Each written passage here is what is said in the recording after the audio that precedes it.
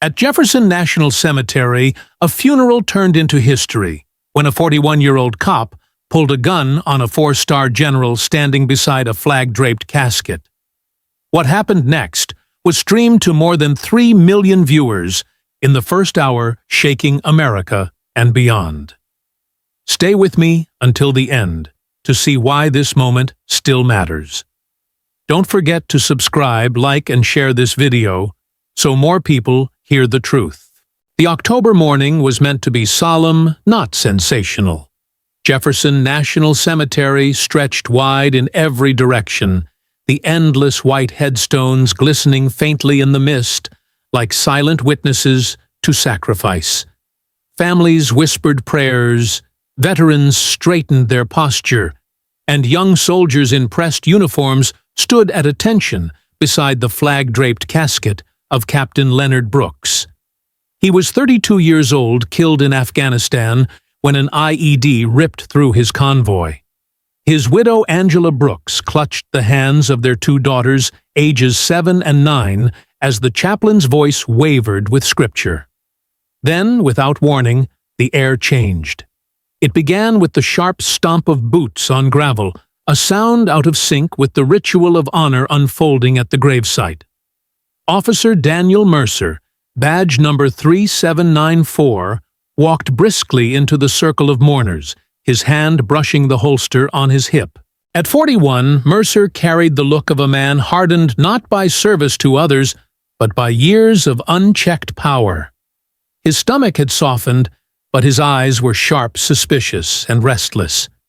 He had 12 years on the Jefferson Police Department, but what most didn't know not yet was that those years were marked by 17 formal complaints, 3 incidents involving unnecessary use of his firearm, and multiple warnings from superiors that never made it past a locked cabinet in internal affairs. That history walked with him into the cemetery that morning. General Adrienne Cole stood a few paces from the casket, wearing her full-service dress uniform. The 4 stars on her shoulders caught the dim sunlight, each one representing a lifetime of dedication and sacrifice. At 52, Cole was a living embodiment of military service, 2 Purple Hearts, a Bronze Star, a Distinguished Service Cross, and decades of leadership in combat zones from Iraq to Syria. She wasn't there as a guest of honor. She was there as a soldier, as a comrade, to ensure that Captain Brooks was laid to rest with dignity. But in Mercer's eyes, she wasn't a general. She was, as he would later snarl, someone who didn't look like she belonged. His words dripped with a kind of venom that only years of unchecked prejudice could ferment.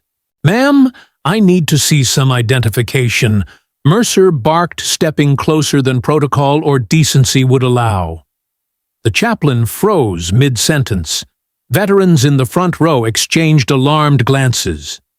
Angela Brooks's grip tightened on her daughter's hands. At first, Cole thought it was a grotesque misunderstanding. Perhaps Mercer was confused by the crowd, or perhaps he hadn't recognized her rank insignia. But then his tone sharpened. "Fake IDs won't save you. Not here, not today." His hand hovered near his holster, fingers twitching as if every second was a dare. Gasps rippled through the mourners. Several instinctively reached for their phones, and within seconds the confrontation was being live-streamed. What was supposed to be a private moment of grief became the opening act of a public reckoning. Cole did not flinch. She had faced Taliban ambushes in Kandahar, insurgent snipers outside Mosul, and artillery barrages in Helmand province. Fear was not foreign to her, but she recognized something more dangerous in Mercer's stance: reckless ego coupled with prejudice. "Officer, this is a funeral." "Stand down," she said evenly, her voice steady but commanding the kind of voice that once moved battalions into fire. But Mercer wasn't listening. His jaw clenched, his nostrils flared. He spoke louder, as though volume would give truth to his suspicion. "You think wearing that uniform makes you somebody? I know your type. Always playing the system, always faking your way into what real Americans earned. His words landed like poison in sacred soil.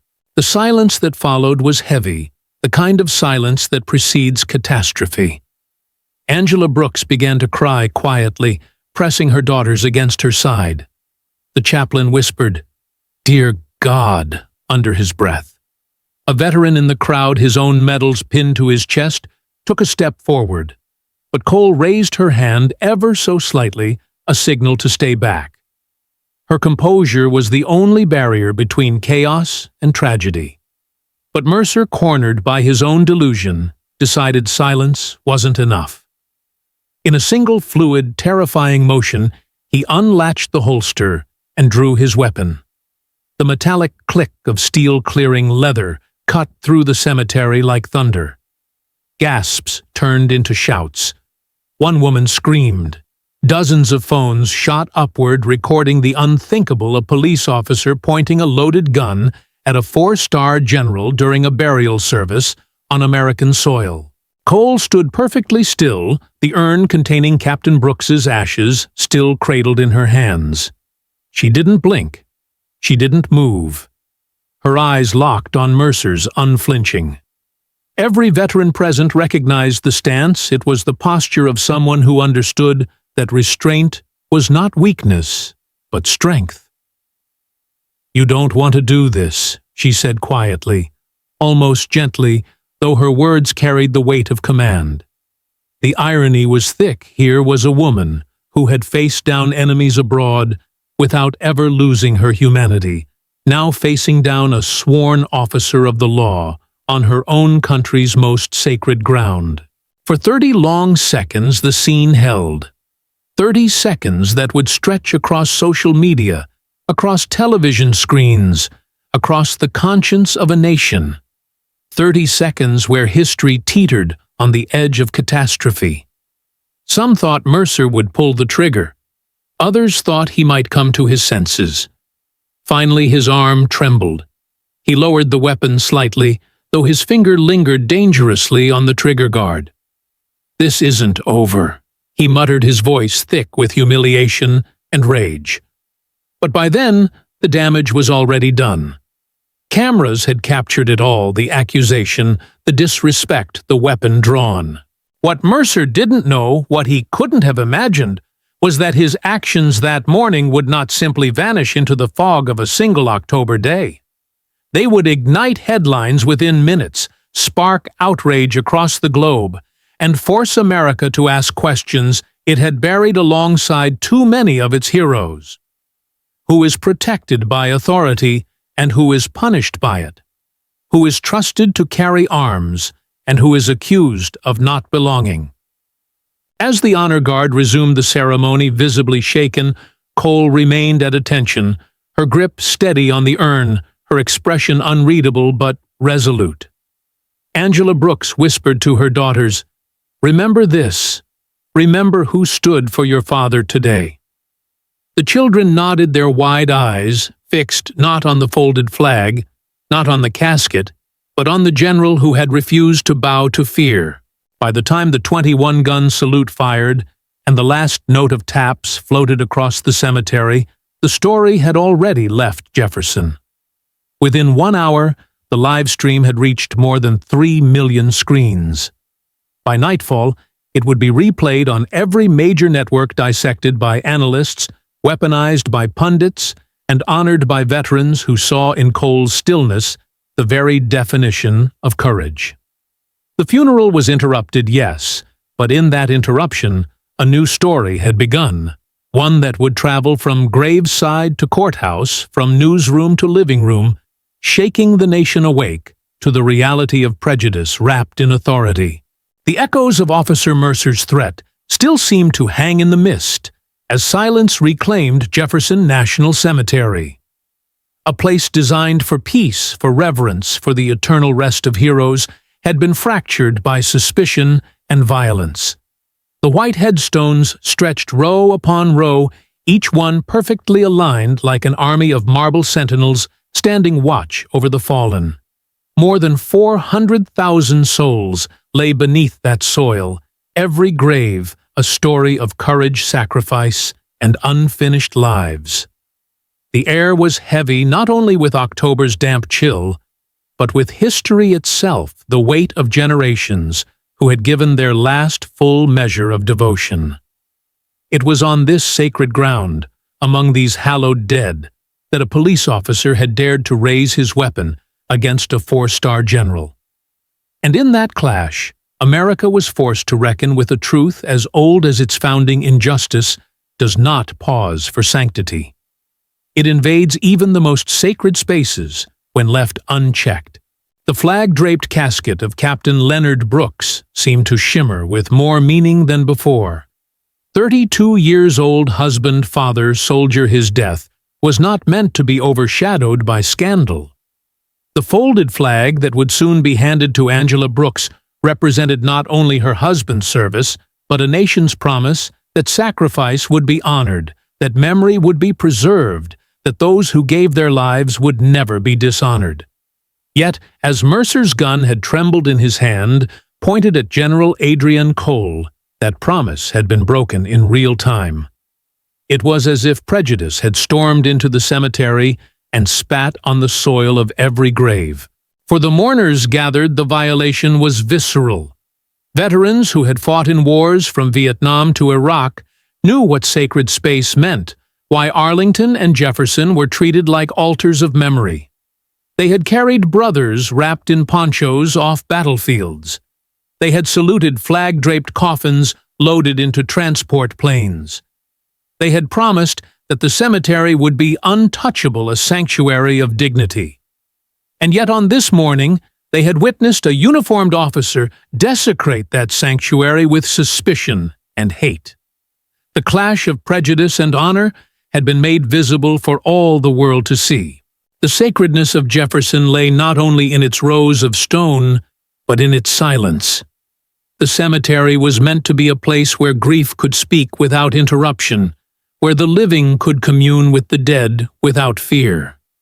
That silence had been shattered by Mercer's voice, sharp, suspicious, dripping with contempt. His accusation of a fake ID echoed like a curse across the headstones, and in the minds of those present, it was not only Adrienne Cole he had accused, but every soldier of color who had ever worn the uniform, every immigrant who had ever fought under the American flag, every woman who had ever had to prove her worth twice over. His words reduced sacrifice to suspicion, service to stereotype. General Cole understood this in the marrow of her bones. As she stood beside Captain Brooks's urn, unflinching under the threat of death, she was not only protecting herself, she was defending the meaning of the cemetery itself. Her stillness was more than courage, it was reclamation. By refusing to move, she was saying to Mercer, to the mourners, to the world, this ground is sacred, and I will not let it be desecrated by hatred, not while I breathe. The image of her standing erect in her uniform, the stars on her shoulders gleaming in the gray light, became instantly symbolic. It was no longer just a funeral. It was a line drawn in the soil of Jefferson National Cemetery between honor and prejudice, between dignity and desecration. The symbolism was not lost on those watching through their screens. Within 1 hour, 3 million people had seen the live stream. By evening, 20 million more had watched the clip replayed on television and dissected on social media. Commentators compared the rows of white headstones to silent witnesses standing guard as history unfolded in their presence.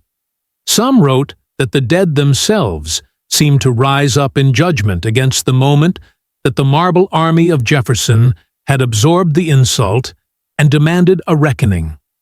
Others spoke of the flag-draped coffin, how its sacred presence magnified the obscenity of Mercer's act. When prejudice can draw a gun in the presence of sacrifice, they argued, then no place is safe from its reach. The desecration of sacred ground has always carried a unique sting. From ancient temples to battlefield memorials, societies have understood that to violate a place of honor is to wound the collective soul. Jefferson was such a place, and Mercer's gun was not just a threat to Cole, it was a bullet aimed at the very idea of national memory. Every grave around them testified to service beyond self, to unity beyond division. Mercer's suspicion testified to the opposite self, over service prejudice, over principle. And because it happened in that space, the violation could not be ignored, could not be explained away as a misunderstanding or a moment of poor judgment. It was too stark, too symbolic, too undeniable. Angela Brooks felt this most sharply of all. Her husband's death had already been a weight too heavy to bear, but now his funeral had been hijacked by a spectacle of prejudice. Later, she would say that in that moment, she felt as though Leonard had been killed twice once, by a roadside bomb in Afghanistan, and once again when a gun was raised at his funeral. And yet, when she saw General Cole stand her ground, her body unmoving, her eyes locked on Mercer, without fear, Angela felt something else stir the sense that her husband's memory was being defended in the most profound way possible. Cole was not just protecting herself, she was protecting Leonard, protecting every soldier buried at Jefferson, protecting the very sanctity of sacrifice. The nation would soon seize on that symbolism. Editorials called Jefferson the battlefield, where America finally confronted itself. Veterans groups declared vigils at the cemetery, promising that prejudice would not walk unchecked among their dead again. And across the world, allies and adversaries alike saw the footage and recognized its power. A Russian general, once Monroe's counterpart in joint operations, even wrote privately among soldiers, "There must always be respect for warriors. What was done to you violates the code of every uniform." The irony that America's enemies understood what Mercer had not only deepened the wound. The clash of prejudice and honor at Jefferson revealed a truth long ignored. Injustice does not stop at courtroom doors or city streets. It follows into churches, into schools, into homes, and yes, even into cemeteries. No place is sacred enough to stop it unless people like General Cole stand their ground and refuse to move. That morning at Jefferson became proof of this. The headstones bore silent witness. The flag on Captain Brooks's casket bore sacred testimony, and Adrienne Cole, with stillness as her shield, bore the burden of showing the nation what it means when injustice invades even spaces of sacrifice. The silence that followed Mercer's weapon draw was suffocating, a silence so dense it felt as though the air itself had frozen between the rows of marble headstones. Dozens of mourners, veterans, family, strangers drawn to honor Captain Leonard Brooks stood locked in place, afraid that the slightest movement might spark disaster. In the center of it all, General Adrienne Cole did what soldiers are rarely remembered for. She did nothing. No sudden motion, no flinch of fear, no angry retort. She stood perfectly still, the urn containing Brooks's ashes held firmly in her hands, as though it were the anchor keeping her grounded against the tide of violence swelling in front of her. The 4 stars on her uniform glinted faintly in the gray morning light, a reminder of battles fought and leadership earned. And yet this battle was different. This was not fought with weapons, tactics, or ranks. This was fought with stillness, composure, and restraint. To those watching in person, the moment stretched into eternity. 30 seconds. That's all it was. 30 seconds of a general standing unshaken before the barrel of a police officer's gun. But in those 30 seconds, history bent. 30 seconds can feel like a lifetime when death breathes against your chest. 30 seconds is long enough for children to cry out, for veterans to shift instinctively toward intervention, for a widow to clutch her daughters so tightly their small hands went white. 30 seconds recorded from half a dozen angles, streamed across social media, replayed millions of times before the day was done. 30 seconds that would be taught in classrooms, invoked in sermons, and debated in Congress. 30 seconds when strength meant stillness. Cole knew precisely what she was doing. Years of combat had trained her body to respond to threat with precision, but more importantly, years of command had trained her mind to recognize when escalation could destroy more than it could protect. If she moved too quickly, Mercer's twitching finger might slip from the guard to the trigger. If she shouted back, his pride might ignite into deadly action. If she showed fear, the entire funeral would collapse into panic, dishonoring the very man they had come to lay to rest. So she did the hardest thing. She remained calm. Her breathing slowed, her grip on the urn steady. Her eyes locked on Mercer's, not with hatred, not even with anger, but with a stillness that said, "I will not move, and you cannot shake me." That image, the general rooted in dignity, the urn cradled against her chest, was unlike anything the public had seen before. It stripped the confrontation of any ambiguity. There was no he said, she said, no question of who started what. The video captured a police officer aiming a gun at a woman holding human remains. It captured a general embodying restraint while prejudice seethed in front of her. It captured the very contrast between the values America claimed to hold, honor, sacrifice, courage, and the corruption that too often betrayed those values in practice. For millions of viewers, Cole's stillness became a mirror. Veterans saw in her the calm they had once struggled to find in foxholes. Families saw in her the poise they wished their children could inherit in moments of danger. Activists saw in her the physical manifestation of peaceful resistance, proof that sometimes refusing to move is the loudest act of defiance. Even children understood. In classrooms across the nation, teachers paused lessons to show the clip, asking students what courage looked like. Many answered simply, like her. Angela Brooks, the widow, would later describe the moment in words that resonated everywhere. "When that officer pointed his gun, I thought my husband was being dishonored. But when General Cole stood still, I realized she was protecting him even in death. She didn't let hate win. She didn't let fear win. She stood for him, for us, for everyone who ever wore the uniform." Those words, replayed on news channels, gave voice to what millions had felt but struggled to articulate. Cole's restraint had transformed from a personal act of discipline into a collective act of representation. She became not just a general, not just a soldier, but a symbol of what it meant to face injustice without surrendering dignity. The live stream metrics told their own story. 3 million views in the first hour. 12 million by midday, 30 million by sundown. By the end of 48 hours, the clip had surpassed 100 million views worldwide. Hashtags trended in every language. Strength in stillness appeared on placards in protests across Europe. In Seoul, a group of South Korean veterans laid flowers at the U.S. Embassy in tribute. In Berlin, murals appeared overnight of a woman in uniform standing tall while a gun aimed at her chest. The act had transcended American politics and become a global symbol, the power of restraint against the arrogance of force. Not everyone interpreted it that way, of course.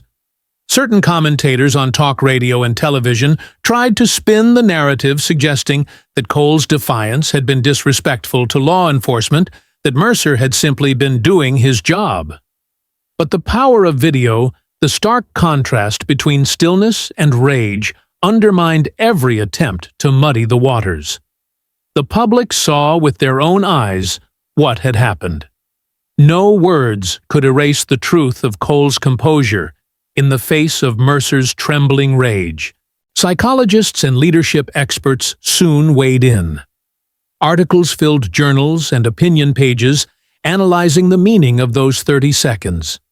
Some called it the Monroe Doctrine of the 21st century, referencing a new unwritten law that the greatest act of leadership may sometimes be not to act at all.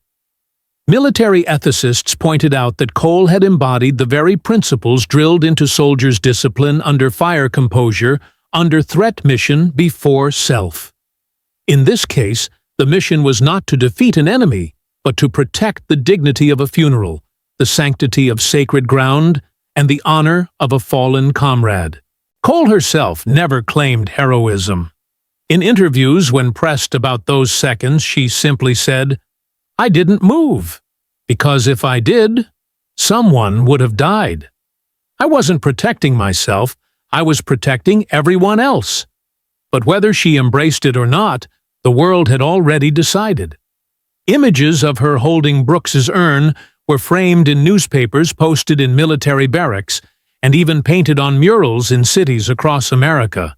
In Jefferson, the cemetery staff placed fresh flowers at Captain Brooks's grave, daily, often accompanied by handwritten notes from strangers. "For your general. She stood for you, so we stand for her."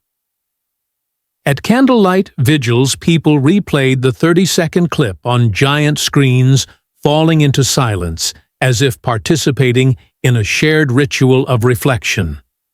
For many, it wasn't about politics policy, or even policing.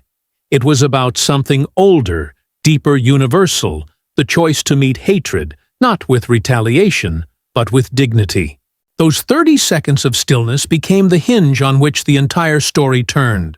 Without them, Mercer's gun might have fired, the funeral might have ended in bloodshed, and the nation might have been plunged into yet another cycle of grief and outrage. Instead, Cole's composure rewrote the script. It turned potential tragedy into testimony. It gave America not another headline of chaos, but an image of what strength can look like when stripped of violence. Strength in stillness, courage in calm, dignity in defiance. The world had seen all of these things distilled into one woman, standing unshaken among the headstones.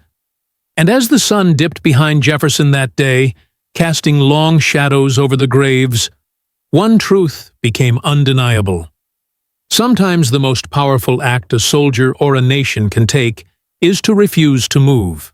By the time the final echo of taps drifted across Jefferson National Cemetery, and the honor guard's rifles lowered in solemn salute, the moment of stillness had already left the cemetery grounds.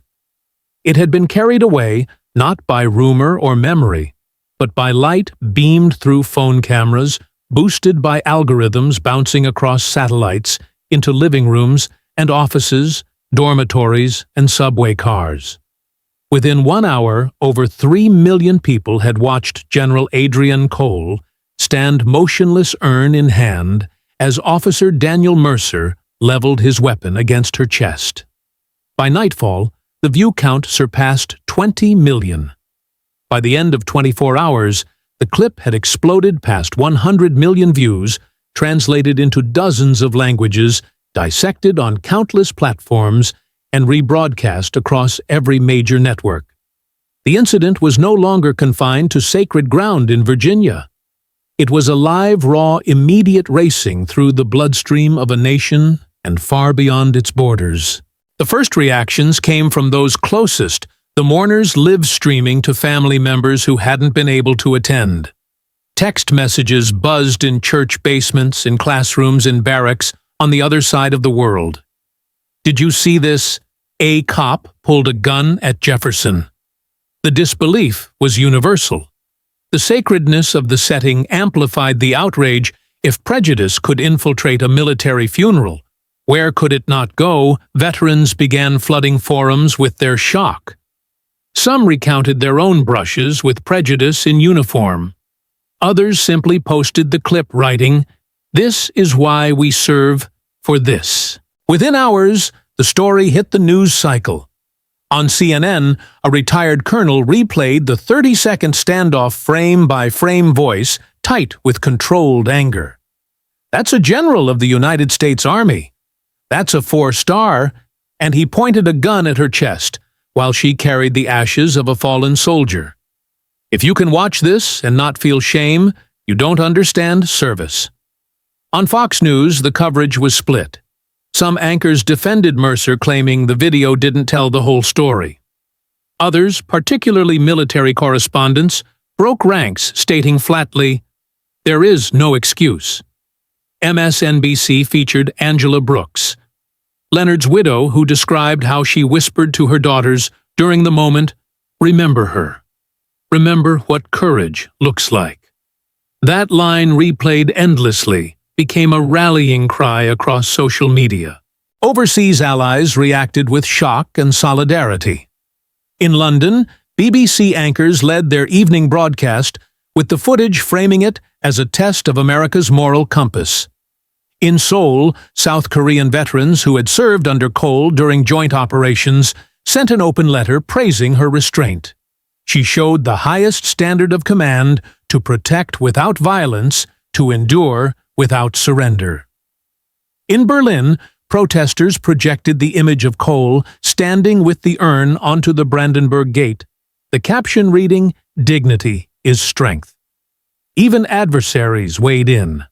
A Russian general, once Cole's counterpart during tenuous Syrian ceasefires, sent a private message through diplomatic channels. Among warriors, we do not point weapons at funerals. Respect transcends borders. The irony was not lost on anyone that America's rivals could recognize what some of its own citizens denied. Because denial did appear.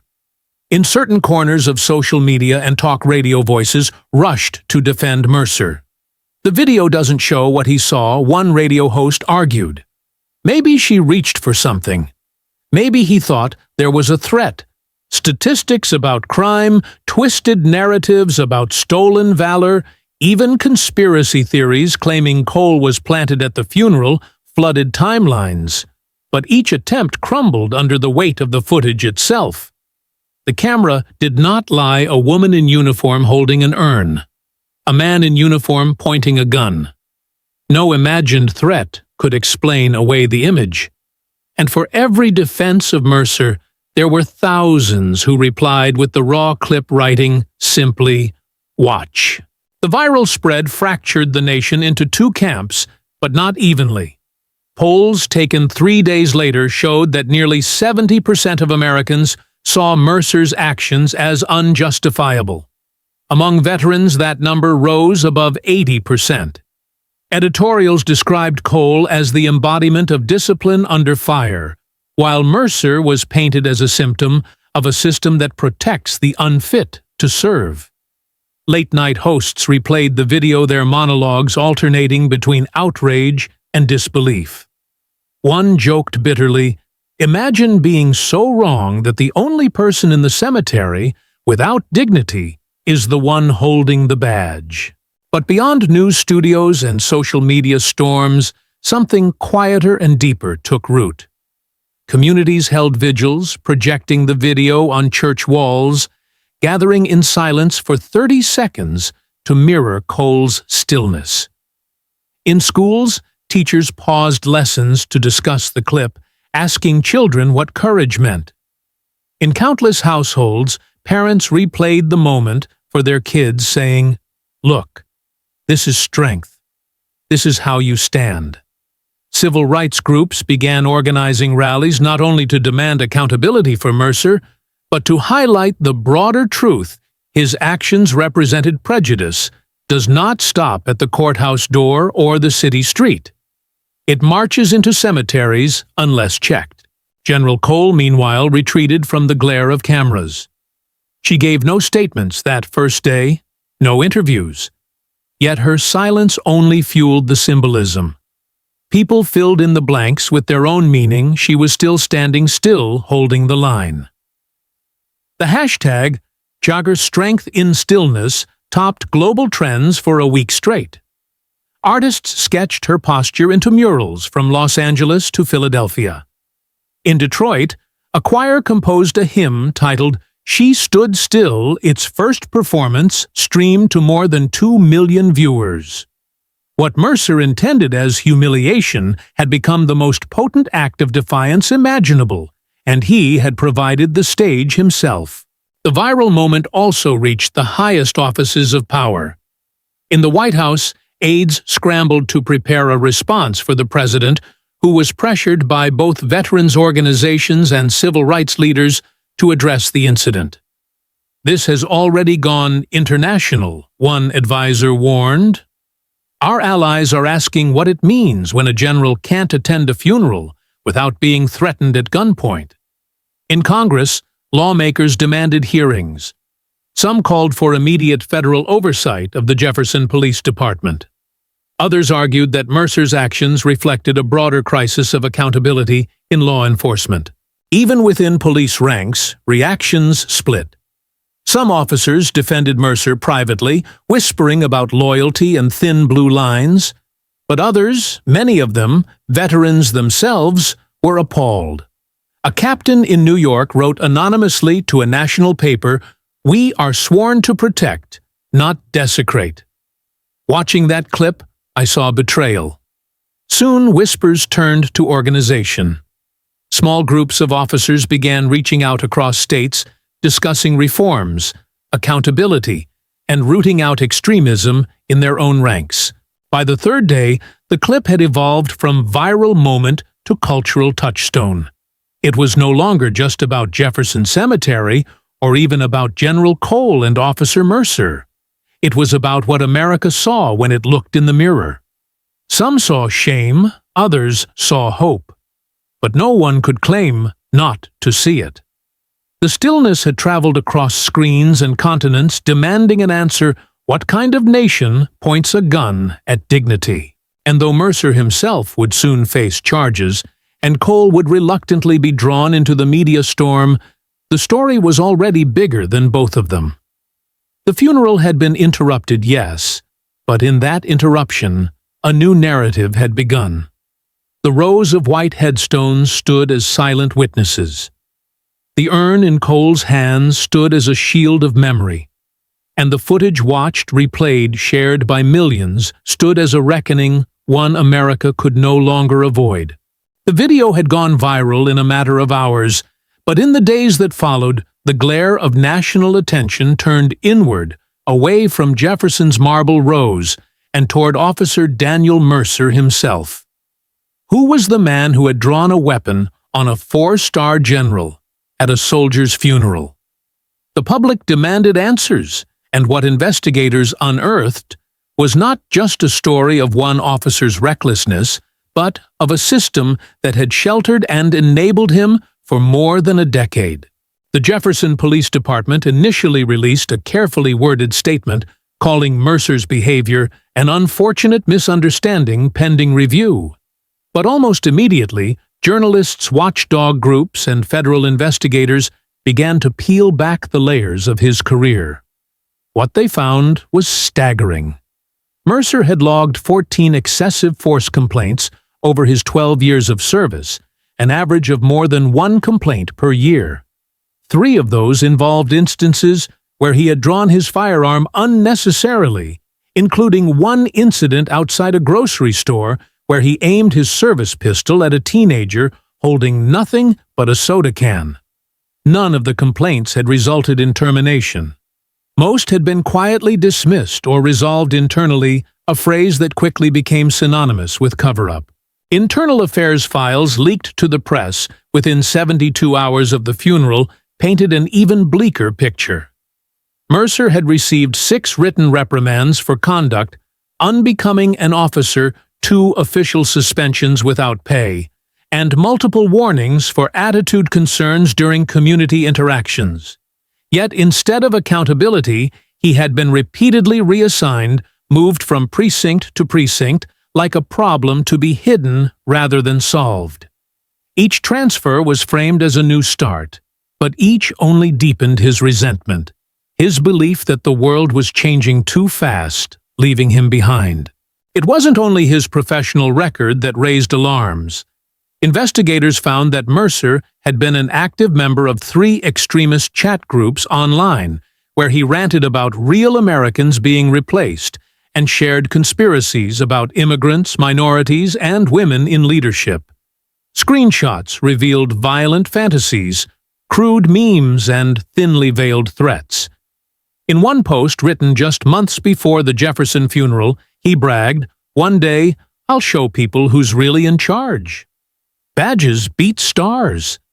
It was chilling in retrospect how closely those words mirrored his behavior at Jefferson. Yet the most damning testimony came not from his files or his online activity, but from his ex-wife, Patricia Mercer. Called before a federal grand jury, she spoke through tears, her voice alternating between bitterness and regret. "At first I told myself it was just stress," she said. "The long shifts, the pressure. But over the years, he changed. He'd come home ranting about those people, always those people. Immigrants, Muslims, black families moving into the neighborhood. He'd say the country was going to hell, that he was the only one brave enough to stand up. I thought it was just talk, but then he started buying guns I didn't know about. He started going to meetings I wasn't allowed to ask about. I should have seen where it was headed." Her words painted a picture not just of one man unraveling, but of a broader neglect. Mercer's colleagues had noticed his rants, his hostility. Supervisors had seen his record. Internal Affairs had stamped his file again and again. But instead of intervention, Mercer had been shielded. The system had protected him, not the public. And now that failure had culminated in a gun being drawn on a general beside a flag-draped casket. The revelations sparked outrage across the country. Veterans groups demanded immediate reforms in police accountability, pointing out the stark contrast: a soldier overseas could be court-martialed for even a fraction of Mercer's misconduct, while at home, an officer with more than a dozen complaints could still patrol with a gun and badge. Editorials declared it the scandal of protection, a case study in how systemic neglect allowed prejudice to metastasize inside law enforcement. Some defenders of Mercer argued that complaints don't always equal guilt, that officers often face false accusations. But the sheer volume 14 complaints, 6 reprimands, multiple suspensions, was impossible to dismiss. When stacked alongside his online posts, his disciplinary history, and his ex-wife's testimony, the picture was undeniable. Mercer was not an outlier who snapped in a single moment. He was the product of a system that had looked the other way time and time again, until his prejudice found its ultimate stage at Jefferson. For General Cole, the revelations were painful but unsurprising. When asked by a journalist for comment, she said simply, "No soldier with that record would still be in uniform." The fact that he was is the real scandal. Her words resonated deeply with veterans who had long noted the double-standard accountability, a broad silence at home. Patricia Mercer's testimony became the emotional center of the investigation. She spoke not only of the man she once loved, but of the fear she had lived with. He used to sit in the living room polishing his gun, muttering about taking a stand. Our daughter was 10 at the time. 10.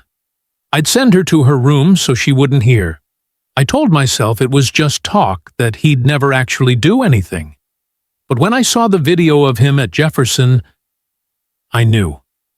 I knew it was only a matter of time. Her tears fell freely as she concluded the department didn't just fail him. They failed all of us. And now the whole world saw what I lived with. Her testimony was broadcast live, replayed across networks, dissected by commentators. Many called it the most haunting moment of the hearings. It forced the nation to confront a chilling reality: Mercer's gun may have been the one aimed at Cole's chest, but behind it stood years of systemic neglect, silence, and protection. His finger may have hovered on the trigger, but the system had loaded the chamber. The revelations galvanized public pressure. Civil rights groups demanded federal oversight of the Jefferson Police Department. Members of Congress called for nationwide audits of officer misconduct records. Protesters gathered in front of police stations holding signs that read, 14 complaints. Zero accountability. Badges beat stars not anymore. The viral clip had been the spark, but the pattern it revealed was the fuel that turned outrage into movement. By the end of the second week, Mercer was not just an officer on trial, he was the face of a system unraveling. His record, his rants, his ex-wife's testimony all formed a portrait of a man who should never have been in uniform. But perhaps more importantly, they formed a mirror forcing America to see what happens when institutions choose silence over accountability. What began as a funeral had become a reckoning. Jefferson's white headstones had borne silent witness to prejudice invading sacred ground. Now the investigation exposed the truth. It wasn't just Mercer who had brought the gun to the cemetery. It was the system that had allowed him to carry it for 12 years, unchecked. And in that revelation, America was left with a question it could no longer avoid. If this is what the system protects, what else lies hidden in the shadows? The revelations about Officer Mercer's past, the 14 excessive force complaints, the extremist groups, the years of protection by his department, had shocked the nation. But it was the voice of Angela Brooks that gave those numbers a human pulse. She had remained silent in the days immediately following her husband's burial. Her grief too raw, her daughters too young to bear the weight of cameras and microphones. But when she finally spoke, standing on the steps of a small church in Richmond, with her children clutching her hands, her words cut sharper than any investigative report. "My husband fought for this country," she said, her voice trembling but steady enough to carry across the crowd. "He fought because he believed in honor, in dignity, in the idea that some places should remain sacred. And yet, at his own funeral, that sacred ground was violated. If even here in Jefferson National Cemetery we are not safe from prejudice, then tell me where in America are we safe?" Those words spread like fire through the nation's conscience. News outlets replayed them on a loop, the clip of a widow in black, standing with her daughters beside her, their small faces pale with confusion and sadness. For many, Angela's voice reframed the scandal from an institutional failure to a deeply personal violation. This wasn't just about Mercer's record or systemic neglect. This was about a widow denied the peace of burying her husband without violence intruding. It was about children watching a gun pointed at the chest of the general who had carried their father's ashes. It was about memory itself being dishonored. Veterans were the first to respond. Within 24 hours of Angela's speech, a group of retired Marines returned to Jefferson Cemetery and stood silently at Captain Brooks's grave. They didn't carry signs, they didn't chant. They simply stood at attention, their uniforms pressed, their faces solemn, their boots planted firmly in the soil. Photos of their vigil went viral by the next morning. Soon Army veterans joined them, then Navy, then Air Force. By the end of the week, more than 500 veterans had taken turns standing watch, some traveling hundreds of miles, for a single hour of silence. One Vietnam veteran, 80 years old, told a reporter, "I couldn't do much, but I could stand. I owed Leonard that much. I owed General Cole that much. And I owed my country that much." What began as a trickle became a tide. Civilians joined the vigils, standing shoulder to shoulder, with veterans holding candles or flags, braving the October chill. Students arrived in groups, their backpacks slung across their shoulders, setting homework aside to hold silent guard. Clergy of every faith walked among the headstones offering blessings, not only for Captain Brooks, but for the nation itself. Each vigil carried the same unspoken message. This ground is sacred, and we will not allow prejudice to desecrate it again. The vigils spread beyond Jefferson. In Dallas, hundreds gathered at a Veterans Memorial Park, standing in silence for 30 minutes to mirror General Cole's 30 seconds of stillness. In Chicago, a group of Gold Star families laid flowers at the graves of their loved ones, declaring, "Our grief will not be weaponized." In Los Angeles, a crowd of nearly 2,000 gathered outside City Hall candles, flickering the words "Strength in Stillness" projected onto the building's stone facade. The image of Adrienne Cole holding the urn had become more than a viral clip. It had become an icon, a rallying point for accountability and dignity. Angela Brooks herself returned to Jefferson a week after her husband's burial. This time, she was not alone. Hundreds followed her carrying roses, candles, flags. She knelt at Leonard's grave, her daughters beside her, and whispered a prayer too soft for cameras to catch. Then she rose, turned to the crowd, and spoke with a voice transformed by resolve. "They tried to dishonor my husband's funeral. They tried to make this a place of fear. But look around you. Look at what we've made instead. This ground will not be remembered for a gun being drawn. It will be remembered for people standing together, refusing to let hate have the last word."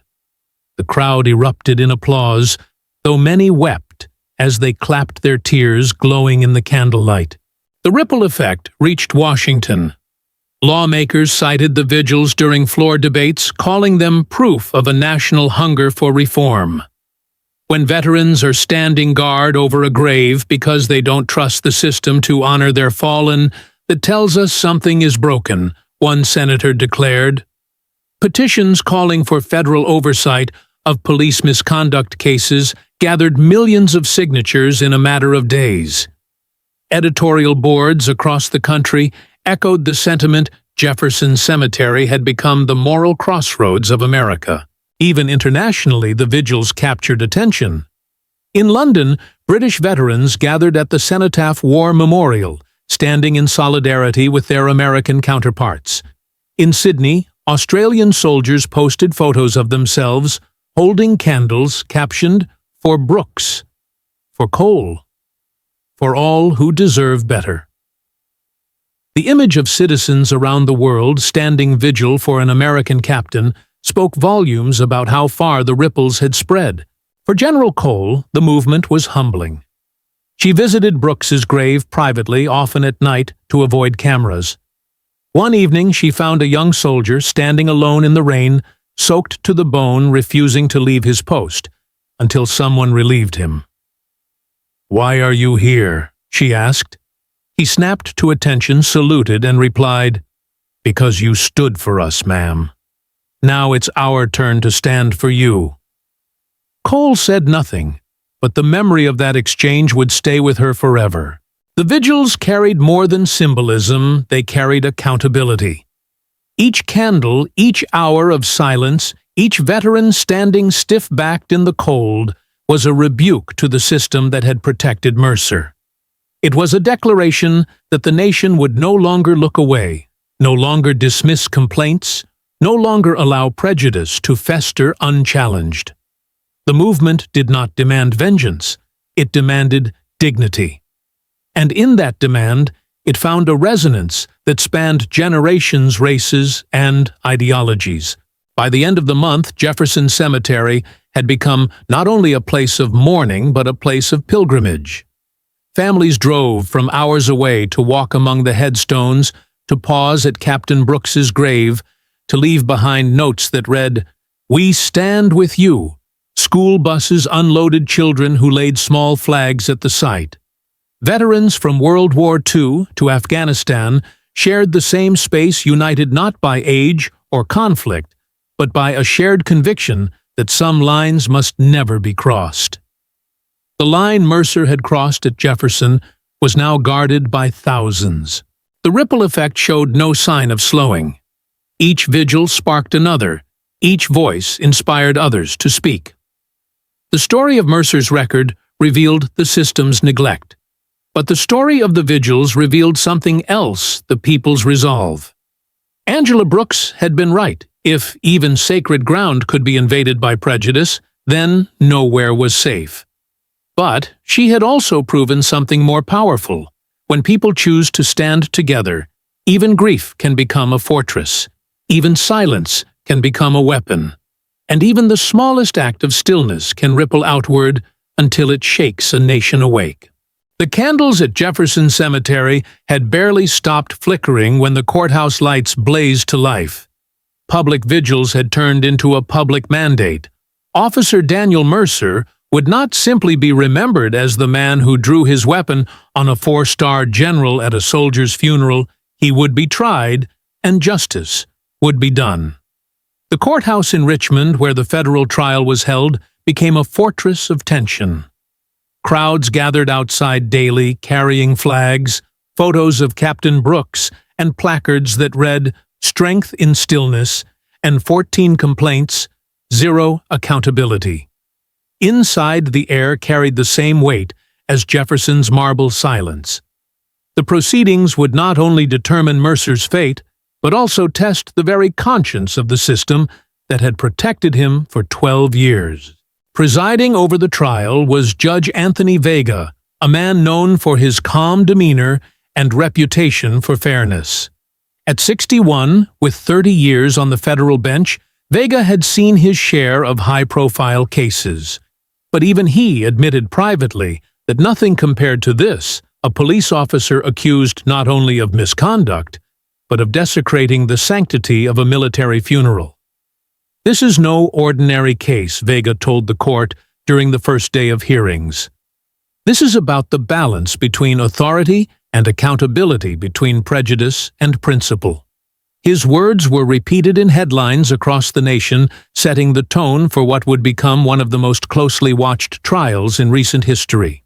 The prosecution built its case carefully, brick by brick. They presented Mercer's 14 excessive force complaints, his suspensions, his extremist online postings, his ex-wife, Patricia's testimony about his radicalization. Each piece painted Mercer not as an officer who had made one terrible mistake, but as the predictable outcome of a system that had allowed hate and recklessness to thrive unchecked. Videos of the Jefferson incident were replayed for the jury, the 30 seconds of General Cole's stillness magnified on screens larger than life. Each time the footage rolled, the courtroom fell into a silence so thick it felt as though the marble walls themselves were holding their breath. The defense tried to argue that Mercer had misinterpreted a potential threat, that his actions were the result of stress and poor training rather than malice. They attempted to paint him as a man overwhelmed by the chaos of the moment. But their arguments faltered under the weight of evidence. What chaos, the prosecutor, Assistant U.S. Attorney Michael Rivera, asked pointedly. A funeral. A general, holding an urn, 30 witnesses and 6 cameras saw the same thing, prejudice wrapped in a badge. The words struck hard, echoed in editorials the next morning, prejudice wrapped in a badge. Yet it was the testimony of General Adrienne Cole that shifted the trial from an indictment of one man to an indictment of the culture that had enabled him. Dressed in full uniform, her 4 stars gleaming under the courtroom lights, she stepped into the witness box with the same composure she had shown at Jefferson. The courtroom leaned forward as she began. "I did not stand still that day to protect myself," she said. "I stood still to protect everyone there from Mercer, yes, but also from what it would mean if violence erupted on sacred ground. I stood because I have learned in war and in peace that sometimes the strongest act of service is not to strike back, but to hold the line with dignity." Her words carried a weight that silenced even the defense attorneys. Cole spoke of her decades of service, of leading soldiers through combat, of burying friends beneath the same white headstones that lined Jefferson. She spoke of discrimination, how she had been doubted, dismissed, and disrespected, not only as a black woman, but as a soldier daring to rise through the ranks. "I have worn this uniform for 30 years, she said, her voice steady. "And in those 30 years, I have seen that our greatest battles are not always overseas. Sometimes they are here at home, when prejudice dares to question sacrifice, when authority dares to dishonor service." What happened at Jefferson was not just one man's act. It was the culmination of a system that looked away, complaint after complaint, warning after warning, until that system placed a gun in his hand and told him he was fit to serve. The jury watched her closely, many visibly moved. One juror, a retired schoolteacher, later told reporters, "I came in thinking this was about one officer's actions. I left, knowing it was about an entire culture of silence." General Cole's testimony turned the trial into something larger than Mercer. It became a referendum on accountability itself. Angela Brooks also took the stand, her testimony echoing her speech on the church steps weeks before. With her daughters seated in the gallery, she described how she whispered to them during the funeral. "Remember her. Remember what courage looks like." Her voice cracked as she repeated those words in court. Several jurors wiped their eyes. Even Judge Vega, known for his composure, paused for a long moment before thanking her for her courage. Patricia Mercer's testimony added a haunting counterpoint. She spoke of her ex-husband's rants, his obsession with taking a stand, his growing stockpile of weapons. "I should have said something sooner," she confessed, tears streaking down her face. "But I was afraid. And when I saw that video, I realized my silence had helped bring us here." Her words underscored the theme that ran through the trial silence. Whether in a home or a department, can be as dangerous as action. Judge Vega guided the proceedings with a steady hand, cutting through theatrics and reminding both sides of the gravity of the case. When the defense attempted to dismiss the public outrage as media hysteria, Vega interrupted sharply, "The cameras did not point that weapon. The defendant did. Let us not confuse evidence with hysteria." The remark drew quiet applause from the gallery, though Vega quickly restored order. As the trial wore on, the ripple effect of Jefferson became impossible to ignore. Outside the courthouse, veterans and citizens continued their vigils, candles burning through the night. Inside, witnesses testified to a broader pattern: officers who had seen colleagues like Mercer, protected complaints, ignored misconduct, buried. Some testified anonymously, fearful of retaliation, but their words added to the mosaic of neglect. Mercer's trial had become the stage on which a nation confronted its own failures.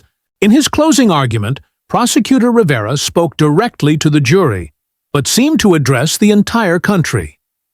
"This is not just about Daniel Mercer," he said. "This is about every complaint that was dismissed, every warning that was ignored, every officer who was told silence was easier than truth. We cannot bring back Captain Brooks. We cannot undo the fear his widow and children endured that day. But you can send a message that sacred ground will not be desecrated. Again, that authority without accountability is not protection, but threat. And that prejudice, when given a badge, becomes the most dangerous weapon of all." When the jury filed out to deliberate, the silence in the courtroom felt as heavy as it had at Jefferson. Outside, the crowd held candles high, waiting, knowing that the verdict would not only decide the fate of one man, but signal whether the nation had the will to confront the system that had carried him this far. And at the center of it all, General Cole sat quietly, her hands folded, her posture straight. Just as she had stood still at Jefferson, she now sat still in the courtroom, the embodiment of restraint, dignity, and strength. Whatever the verdict, the narrative had already shifted. The trial was no longer about Mercer alone. It was about America itself on trial in the eyes of its people and the world. For weeks, the Richmond courthouse had been a stage of confrontation, evidence stacked high, witnesses summoned one by one, arguments sharp as bayonets. The trial had revealed Mercer's record, his rants, his extremism, and the silence of those who should have stopped him long before Jefferson. General Adrienne Cole's testimony had shifted the narrative from one man to an entire culture of neglect. By the time the jury returned with its verdict, The air inside the courtroom was electric with anticipation. On the 14th day of deliberations, the foreperson stood, her voice clear and steady. Guilty. Guilty of assault. Guilty of reckless endangerment. Guilty of depriving a citizen, in this case, a general, of her civil rights under color of law. The words rang through the chamber like a rifle volley, decisive and unflinching.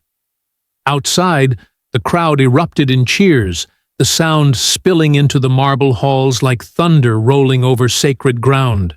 But the story did not end with the verdict. The nation waited for the sentencing, for the final act that would decide not just Mercer's fate, but how history would remember him. For most of the trial, he had sat stiffly at the defense table, jaw-clenched eyes defiant, his silence louder than any testimony. Occasionally, he muttered to his lawyers, shook his head at the evidence, or scowled at the jury. He carried himself as though he were the true victim, a man betrayed by politics and spectacle. Reporters wrote that he looked like a man still convinced the world owed him obedience. But at sentencing, something shifted. The courtroom was full again. General Cole in her uniform, Angela Brooks with her daughters, veterans and citizens who had stood vigil at Jefferson. Judge Anthony Vega presided from the bench, his gavel resting lightly in his hand. "Officer Mercer," he began, "before I issue your sentence, you have the right to speak. Do you wish to do so?" A hush fell. All eyes turned to Mercer. For a moment it seemed he might refuse. His shoulders slumped, his hands tightened on the defense table. Then slowly he rose. His voice, when it came, was lower than expected, stripped of the bravado that had carried him through weeks of denial. "I am a product of a system," he said. The words hung in the air, heavy, deliberate. He looked down at the paper in his hands, then up at the crowd, his eyes darting to Cole, to Brooks's widow, to the veterans in the gallery. "For 12 years, I wore a badge that told me I had power. Every complaint filed against me, 14 in all, was dismissed, buried, or brushed aside. Every time I crossed a line, I was told to start fresh, that I was too valuable to lose. They told me I was protecting the public, when really I was being protected from the consequences of my own actions. That's what the system gave me, excuses instead of accountability. And I believed them." Gasps rippled through the room. Mercer continued, his tone wavering between bitterness and remorse. "I thought hatred was patriotism. I thought fear was vigilance. I thought violence was strength. I told myself I was standing for something bigger, when in truth I was hiding behind a uniform that excused everything. That day at Jefferson, when I saw General Cole, I didn't see a soldier. I didn't see a leader. I saw an enemy the system had taught me to imagine. And I raised my weapon because I thought that was what strength demanded. But I was wrong." The courtroom remained utterly still. Even the clicking of reporters' keyboards paused. Mercer's face, usually rigid, showed cracks, lines of exhaustion, of despair. He shook his head slightly, as if ashamed of the man he had been. "I won't ask for forgiveness," he said finally. "What I did is unforgivable. But I will say this: I didn't get here alone. Every officer who stayed silent, every supervisor who looked away, every institution that buried my record, they built this moment with me. And if you only punish me, then you've missed the lesson." It was a collapse unlike any seen before, a man who had once stood so defiantly, now laying bare the rot that had festered beneath his badge. His words echoed what activists had argued for decades, that accountability must reach beyond individuals to the institutions that enable them. Mercer had become unwillingly a witness against the very system that had shielded him. Judge Vega listened intently, his expression unreadable. When Mercer finished, the judge leaned forward, his voice grave but steady. "You are right about one thing, Mr. Mercer. You did not get here alone, but you chose your actions. And for those choices, this court will hold you accountable. He sentenced Mercer to 25 years in federal prison, a term that ensured he would never again wear a badge, never again carry a weapon in the name of authority. The sentence drew both relief and reflection. Some in the gallery wept. Others applauded softly, though General Cole sat motionless, her face calm, her hands folded. Angela Brooks hugged her daughters tightly, whispering words only they could hear. Reporters rushed to file their stories' headlines, already forming Mercer collapses in court, a product of the system. Outside the courthouse, crowds who had gathered to await the sentencing heard the news. Many cheered, waving flags, holding candles. Yet the chant that rose was not about Mercer's name. It was about accountability. Not one man. The whole system, they cried, their voices echoing through the streets. Mercer's confession had given language to what the vigils and protests had already demanded, that the problem was not only the man who pulled the trigger, but the silence that had armed him long before Jefferson. In the weeks that followed, Mercer's words were quoted in congressional hearings, editorial pages, and community meetings. His phrase, "a product of a system," became a grim shorthand for the failures of unchecked power. Reformers used it to argue for stricter oversight for public transparency, for an end to the quiet protection of repeat offenders. Civil rights leaders reminded the nation Mercer confessed what we've been saying for generations. This isn't about bad apples. It's about the orchard. For General Cole, Mercer's collapse was not a victory, but a validation. She gave no triumphant statements, only a brief comment to reporters. Justice is not about punishment. It's about truth. And today, truth was spoken. Then she walked away, her posture as steady as it had been that morning at Jefferson. The confession did not erase the pain of what had happened. It did not give Captain Brooks's daughters their father back, nor did it erase the image of a gun leveled at a general during a funeral. But it did something else.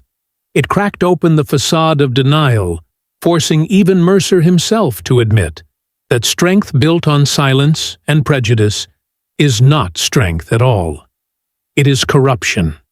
It is failure. As Mercer was led from the courtroom in handcuffs, his final words to his lawyer were overheard. Maybe now they'll finally see. Whether meant as bitterness or revelation, the words lingered. The crowd outside holding candles already had their answer. They had seen.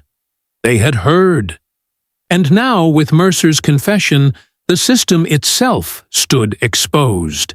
When the gavel finally fell on Mercer's sentencing, many expected the story to fade into archives of courtroom history. But Jefferson National Cemetery had never been about endings. It had always been about continuance, about what the living carried forward from the fallen. And so it was with this story. Mercer's collapse, his confession that he was a product of a system, had confirmed what reformers had long argued. Yet what lingered in the hearts of millions was not the image of a man in handcuffs. It was the image of a woman standing perfectly still, urn in hand, as a gun trembled before her chest.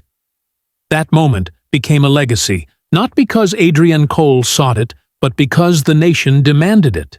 General Cole herself resisted the mantle of symbolism. In interviews, she bristled at the word hero. "Heroes are buried at Jefferson," she said softly. I just stood still. But the country would not let her humility erase the power of what she had done. Schools invited her to speak, and though she declined, most classrooms replayed the 30-second clip as part of civics lessons. Churches projected her still frame onto walls during sermons about courage. Families hung newspaper covers with her image on refrigerators, telling their children, "This is strength." Even abroad, murals captured her silhouette painted alongside words like dignity, courage, and justice. National recognition followed. She was awarded the Presidential Medal of Freedom, though she accepted it reluctantly, reminding the audience, This medal belongs to the countless who stood before me, not just to me. Her speeches never centered herself. They always pointed outward toward reform, toward accountability, toward the unfinished work that Mercer's confession had laid bare. To Cole, the Jefferson incident was not the pinnacle of her service. It was the proof that her country still had battles to fight, not against enemies overseas, but against complacency at home. Among those most inspired was Chief Naomi Harris, a 39-year-old police officer from Vermont. Harris had followed the trial closely, watching not only Cole's testimony, but Mercer's confession. In Cole's stillness, Harris saw a blueprint for what law enforcement could be: calm under fire, protective of dignity, disciplined against escalation. In Mercer's words, she saw the rot that needed excising. Within months, Harris launched Officers for Integrity, a grassroots movement of police committed to transparency, accountability, and rooting out extremism in their own ranks. What began as a network of a dozen officers in New England grew rapidly.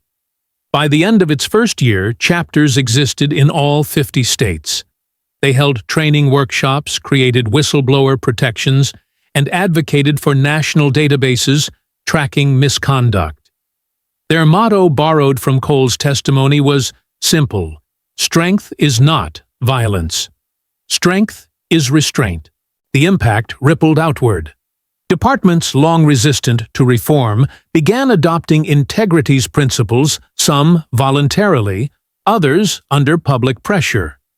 Community relations improved in towns where officers embraced the model.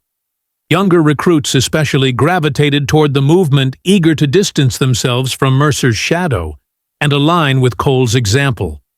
In police academies from San Diego to Atlanta, instructors began showing the Jefferson footage during training, framing it not as a cautionary tale, but as a lesson: what happens when prejudice leads authority, and how dignity can disarm where force cannot. Meanwhile, Jefferson itself became a living memorial. Each year on the anniversary of Captain Leonard Brooks's funeral, veterans and citizens returned to his grave. They came not for spectacle, but for solemn witness. Candles were lit, flags were placed, silence was observed. The vigil had become tradition, an act of remembrance, not just for Brooks, but for the stillness that had transformed his burial into a national turning point. Angela Brooks attended every year, her daughters by her side, growing taller with each passing vigil. By the 10th year, one of them wore her ROTC uniform, saluting her father's grave with a precision that left onlookers in tears.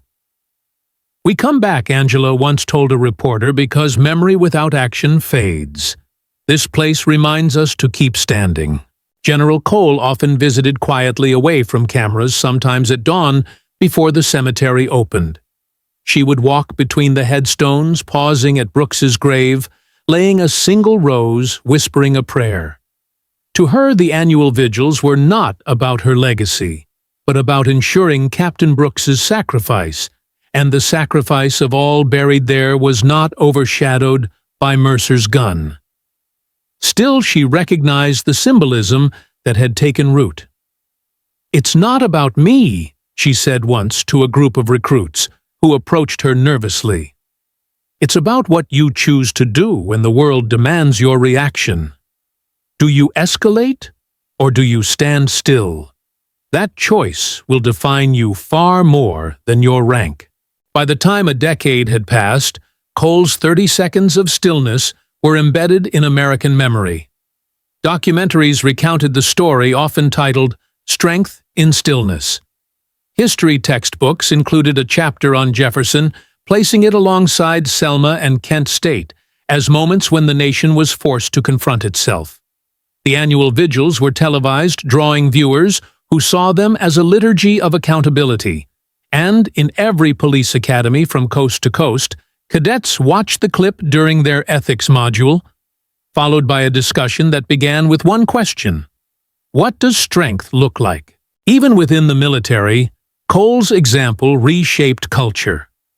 Recruits at Fort Benning and West Point studied her response as a case in leadership. Notice instructors said how she controlled not just herself, but everyone around her. Notice how her stillness de-escalated when chaos threatened. Soldiers saw in her not only a general, but a guardian of dignity. And for young women and minorities in uniform, she became a proof point that presence and principle could shatter doubt more powerfully than force ever could. General Cole herself never sought fame. She retired quietly, returning to North Carolina, where she taught leadership at a community college and mentored veterans adjusting to civilian life. Yet even in retirement, she carried the legacy of Jefferson. Letters poured into her mailbox from mothers thanking her for showing their children what courage looked like, from officers pledging to live by the integrity motto, from Gold Star families who said her stillness gave them strength to endure their own grief.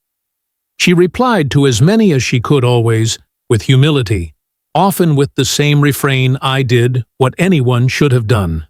But the truth was clear. Not everyone would have stood still. Not everyone could have. That was why her stillness mattered.